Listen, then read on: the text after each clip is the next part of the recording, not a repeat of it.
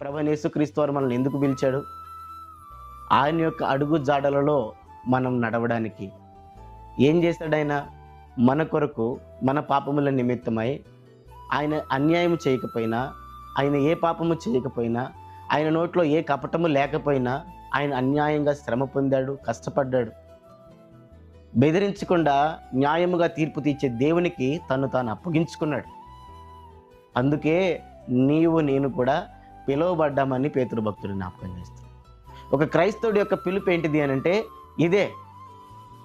లోకములో ఉండే వారి యొక్క విధానం ఎలా ఉంటుంది అనంటే, ఒక మాట అంటే 2 మాటలు అనాలి, ఒక దెబ్బ కొడితే 2 దెబ్బలు కొట్టాలి, ఒక్కరిని చంపితే 2 చంపాలి అనేటువంటి ప్రతీకార భావం ఉంటుంది లోకస్తులకి.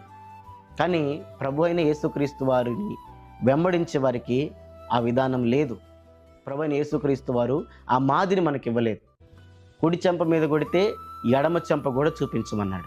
ఇది ప్రభు అయిన యేసుక్రీస్తు వారు మనకు చూపిన మాదిరి, మనల్ని జీవించమంటున్న జీవితం, మనల్ని పిలిచిన పిలుపు. అందుకొరకు ప్రభు మనల్ని ఏర్పరచుకున్నాడు తన ప్రతినిధులుగా, తన సాక్షులుగా, తన స్వరూపములో ఈ లోకంలో మనం జీవించాలని ప్రభు అయిన యేసుక్రీస్తు వారు మనల్ని పిలుచుకున్నాడు.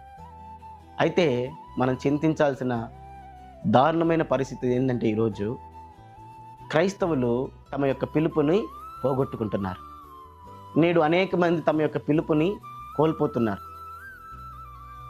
అన్యాయంగా శ్రమ పొందడం పక్కన పెడితే, మేలు చేసి బాధ అనుభవించడం పక్కన పెడితే, తిరగబడేటువంటి స్వభావాన్ని నేడు క్రైస్తవులు నేర్చుకుంటున్నారు. అది కూడా కొంతమంది యొక్క స్వార్థ ప్రయోజనాల నిమిత్తమే.